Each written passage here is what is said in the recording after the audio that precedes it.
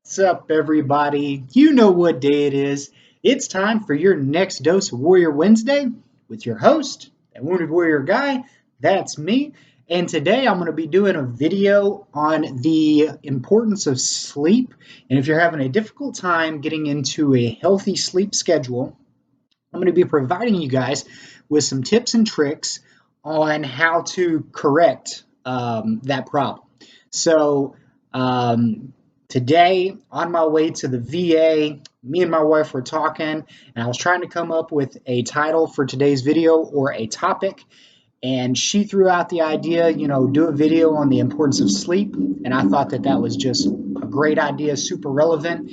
And today, I'm going to be giving you guys a little bit of insight on the methods that I use that work well for me. And I'm also going to be giving you some additional information. So hopefully there'll be some stuff in here that can benefit you if you're finding it difficult to fall asleep and or stay asleep.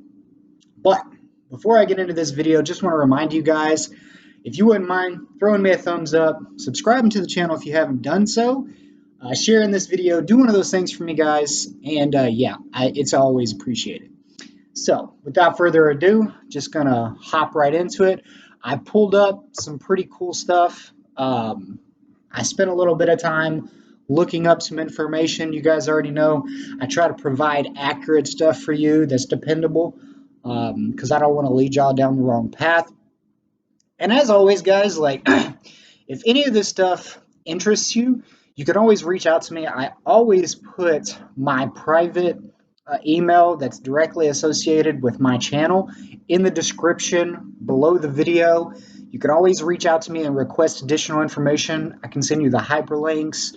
I can send you screenshots, whatever you need. Like if this is something that you think will benefit you, and if you're having a difficult time doing the research yourself, just hit me up. I will do whatever I can to get you the information that you need. So we're just going to hop right into it. So at the beginning of this video, I said that this topic is pretty relevant, and the reason for that is the past week or so, I've actually been kind of getting out of my sleep schedule. Been finding it more difficult to fall asleep and stay asleep, and I pretty much go through this a few times a year, so I'm pretty used to it. Typically, it has to do with just before I get ready to start a new semester at school, or just before like a big week of exams come up.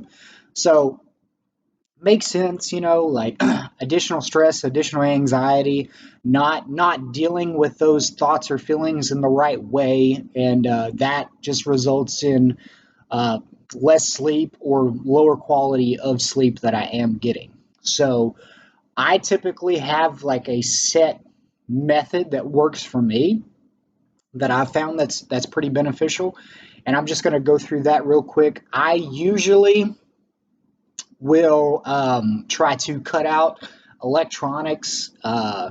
If I feel like I'm doing too much screen time, I'll try to do less phone time before bed. And I know that a lot of people hear this all the time, but I mean it makes a huge difference. And me and my wife, we really don't do like a lot of TV time in the bedroom. We try to separate TV time and um, bedtime. So I feel like we do a good job of that. When we do watch TV, we usually watch it in the living room. And I have found that the more that you separate TV and screen time from the bedroom, the easier it is to associate the bedroom with bedtime. Because if you get in the habit of every time you go in the bedroom, you turn the TV on, then your brain will start to associate the bedroom with like TV time as opposed to bedtime, if that makes sense. So that's one thing that I typically do. I also try to stay away from doing too much phone time, which I am not the greatest with. And I feel like a lot of people have that same problem. So trying not to spend time on my phone just before bed. I have been doing a better job about reading before bed, which is, kind of like my replacement for that.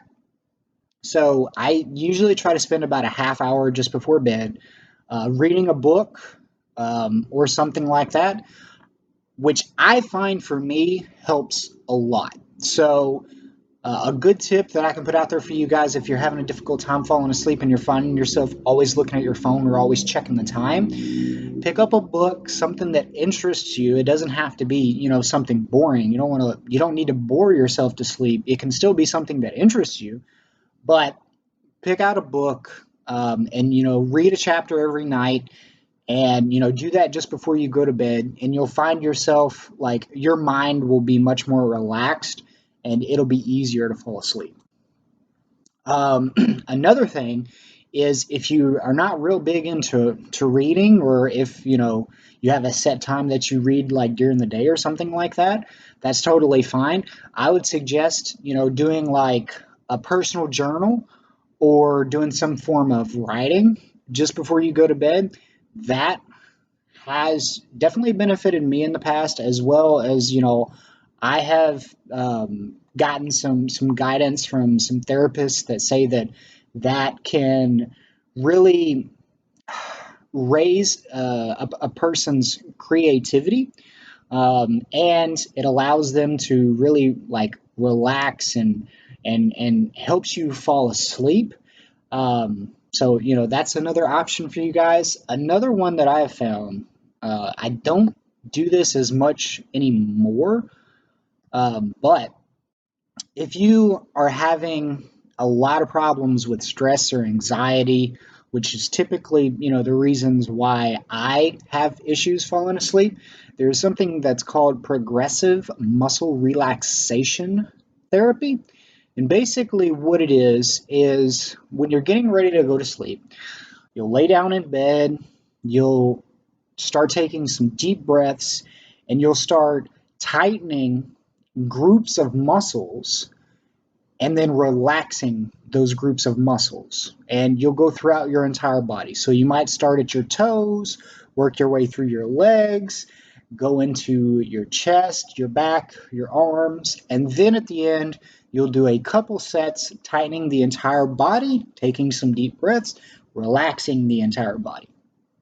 Um, I know it sounds kind of weird, maybe, but I have found that progressive muscle relaxation therapy works very, very well. So, doing something like that after you've spent 30 minutes of reading, reducing the amount of screen time that you're doing, all those things, you should see results. You should find yourself able to fall asleep faster and sleep much deeper and stay asleep. So definitely give those things a try. Like I said, if you're having issues falling asleep and you think it's stress related, that is something that I have found just works wonders. Um, so those are the methods that I typically use. And since we're kind of talking about like stress and trying to get better, trying to develop, I guess, a better sleep routine, I looked up some additional information, and it's steps to reduce stress and um, to help you better to help you create a better sleep schedule by reducing the amount of stress that you're experiencing, especially leading into bedtime. So I'm just going to go through these, pretty quick. I don't want this video to run too long. So the first one here is number one. It's the stress producing response, and that's that we typically magnify the problem, right? So we have something coming up and we're thinking the absolute worst scenario. And we take those thoughts, we take those feelings into the bedroom. Our mind is racing through it and we're constantly like, oh my god, what if this happens? The absolute worst thing, right? So The stress reducing response, what we should be aiming for in these stressful situations, is a solution focused attitude. Okay, so this is coming up. This is what I'm dealing with. This is what's causing my anxiety. How can I actively fix this problem? Right? So it says right here, rather than being a catastrophist and becoming plagued that you will have to take up permanent residence, blah, blah, blah. So this example is kind of weird. So basically, rather than thinking about the catastrophe, think about how you can prep to solve the potential solutions, right? So always have that like positive attitude. Well, this is how I'm feeling. How do I solve this situation, right? Number two is stress producing response, becoming furious, right? And then the stress reducing response is determine the degree of control. How much control do you have over the situation? Do you have control over the situation? Right? So, kind of holding yourself accountable, but at the same time, understanding whenever things are out of your control that you have no direct responsibility to what's going on. So, you know, an example might be, all right, I have a midterm coming up, right? I can't control the fact that the midterm is coming up, but I can control how much I study for the midterm, right? So as opposed to getting furious about the fact that I have to take a midterm, that is out of my control. That is something that's going to happen, that is happening, but I can control how much I prep for it. So you need to understand what you can control, how much control you have over it, and what your role is in the situation that's causing you stress. All right, so move down to number three. Number three, the stress producing response is finding blame. Um, So it says right here, whose fault is this? You may discover someone did make a mistake, but does that fix the problem? Stress reducing response. Put the problem in perspective. There are so many little irritants that insert their way into our day, but is it really the end of the world? Most likely, there is always an alternative to deal with the problem. Put the problem into perspective and always appreciate that it could always be worse. So, basically, what this is saying is, and it kind of goes back to how I look at number two, which is, understand your degree of control and your role in the situation, and don't don't focus or place blame on yourself or on others when something happens that's causing anxiety or causing stress.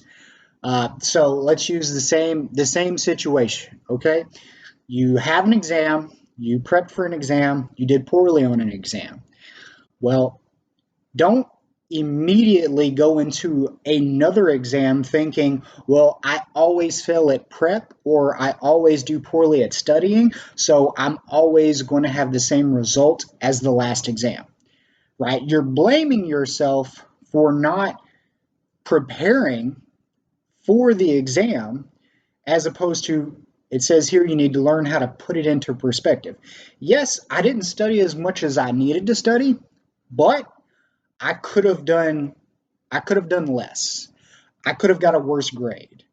Like, always put it into perspective. The situation could always be worse. Learn from the situation, learn from the circumstances. Whenever you do something and you do it poorly, take the positives from it, remove the negatives, learn and grow and move forward. So I found this, you know, these steps and these situations that it has on here, real interesting, and I think that everybody can learn from it. So just kind of going back over them, learn to focus on the solutions as opposed to magnifying the problem. Learn to determine your degree of control, your role in the situation, as opposed to instantly becoming furious with what's going on. And do not always um, point to blaming yourself or blaming others, or saying that this is my fault and it's always going to be my fault. Learn to put things into perspective, take the positives, remove the negatives, learn and grow and move forward. So those are ways that we can learn to reduce our stress, learn to manage our stress, and by doing that, we should see strides in our daily routine, which can positively affect the amount of sleep and the quality of sleep that you're getting, and it's like a cycle, so the the more sleep we get, the better our sleep schedule is, the better the quality of our sleep is, the more rested and relaxed we're going to be the next day, the less stressed we're going to be throughout the day, the better sleep we're going to get, the more sleep we're going to get, the higher quality of sleep we're going to get, right? And the thing about those types of cycles is, by not focusing on improving that, it goes the opposite way.